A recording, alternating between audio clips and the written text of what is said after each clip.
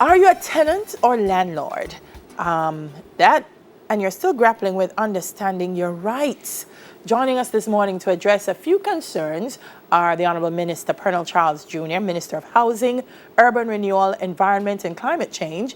And joining him is Shanice Williams Headlam, and she's from the Rent Services Unit at the Ministry of Housing, Urban Renewal, Environment and Climate Change. Good morning, ladies and gentlemen. Morning. Good morning. All right, welcome to Smile Jamaica. I'm going to start, Minister, if you don't mind, ladies first, because first of all, I want to get, what is the Rent Assessment Board? What's the purview of the board? What do you do?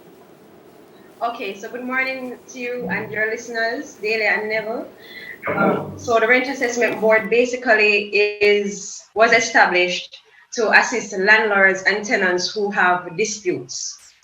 So anything that relates to arrears of rent, security deposits, and so on, and there's a dispute between both landlord and tenant, they can take it to the Rent Assessment Board, because we are a quasi-judicial body, meaning we have judicial hearings and we also have dispute resolution.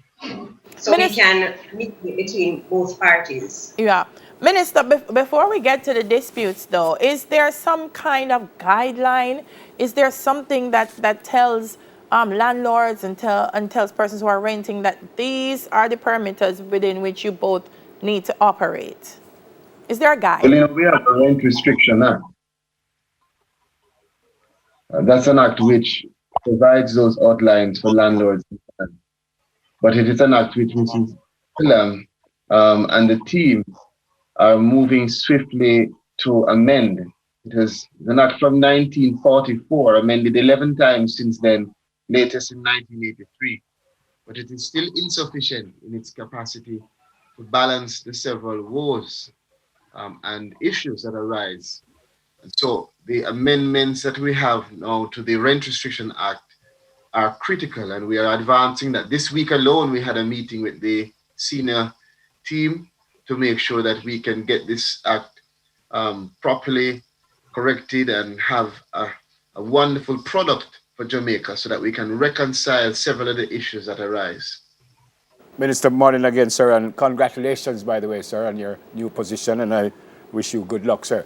I was reading here that they had 5 rent assessment boards, and now there's only 1. Is that an issue, or should there be more than 1, or that's not a problem? Well, there was a cabinet decision some time ago to really centralize the Rent Assessment Board. A matter of efficiency and operation, I guess, at the time. It's something which we are looking on. The Act provides for the minister to have as many rent assessment boards as are necessary. And so we are looking on it now. We're examining it as a team to see what is most efficient in terms of the distribution of the boards. As we go through the amendments for the Act.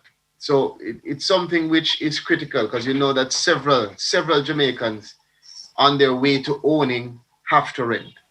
Part of that requires us to be able to have an efficient system to deal with the issues. So the rent assessment boards deal with are also a tribunal. So they hear the disputes. They're the ones which have to go across the country.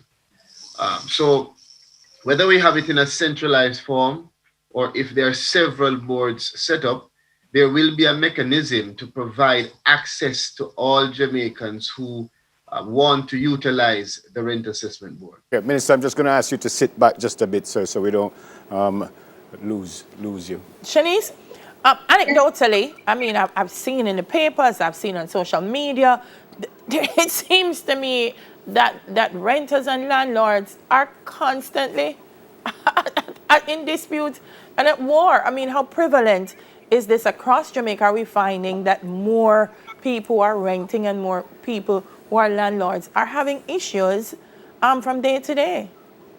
Yes, so you have landlords and tenants who might have disputes regarding arrears of rent.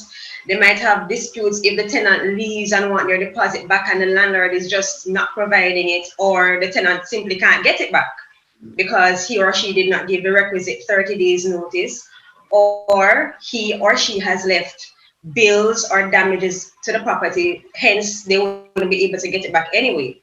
and some of them leave without the key, without giving back the key, and then the deposit then becomes null and void because they would have lived out their deposit based on having the key after the rent is due. So you have these disputes that constantly arise, and it is because persons are not aware of their rights and also their responsibilities. So even though you might have a contract, there are still things that guide a landlord and tenant relationship. So there are covenants within the Rent Restriction Act that says what a landlord can do and cannot do, and also what a tenant can and cannot do. Shanice, apart from what you're doing now, as a tenant, how would I have known about all that?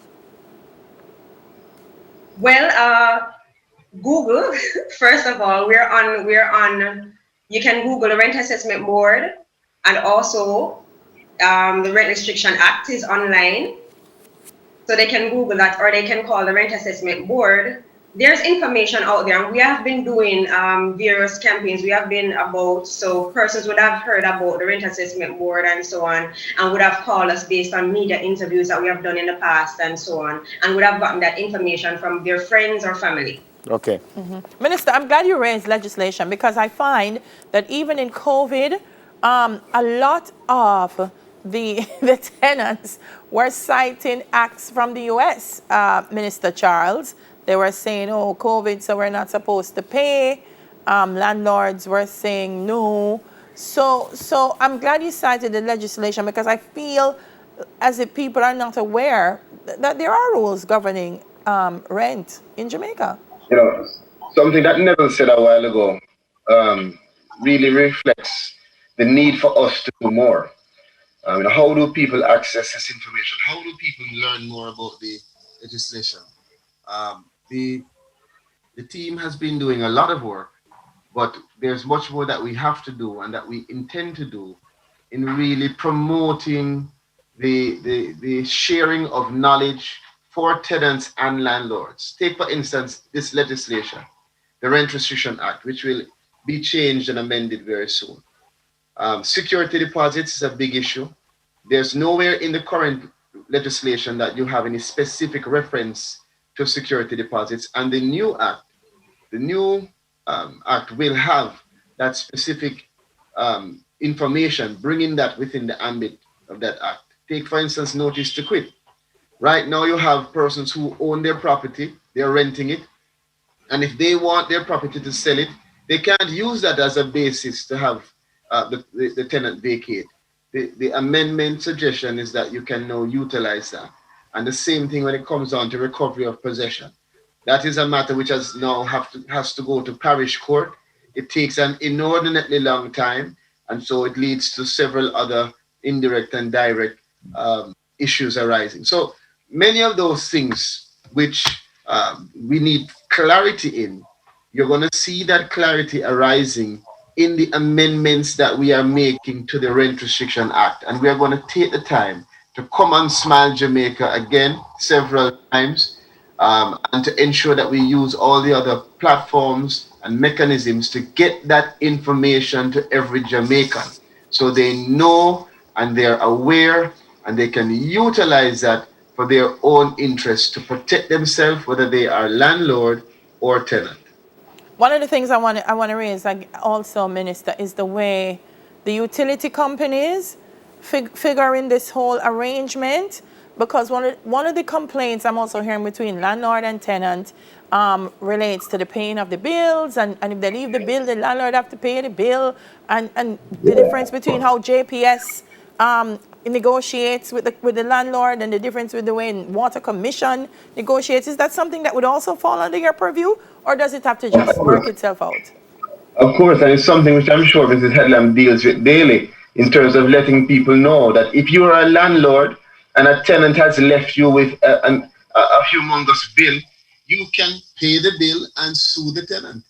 And likewise, if you are a tenant and there was something in your contract that the landlord had a responsibility to pay and they have not done so, you can pay it out of your rent and then sue the landlord.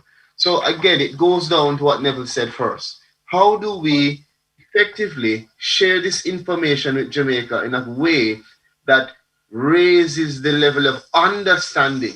It is that clarity and certainty and understanding that's going to allow persons to better utilize the legislation to their benefit, to protect them and to protect their premises and to protect themselves as landlord or tenant. And that's part and parcel of what the rent assessment board is there to do. And the chairman and the team of the board and also the unit at the ministry have been doing a very, very, very good job so far. And we are here to really give them that leadership and support and to extend the good work that they are doing and give them the resources and the motivation and encouragement to continue to go out to Jamaica with the several engagements across west to east. So we raise that level of understanding. Minister, thank you very much, sir, and good luck. Thank you. Yep. And thanks to Shanice Williams Headlam. There's an anniversary, 76 years this year? Yes, we're celebrating 76 years. And how are you going to do that? Well, we have been doing our campaign, just ensuring that we are telling persons about the board, our services, and how they can access our services. All right, fantastic. And again, thank you both for joining us this morning.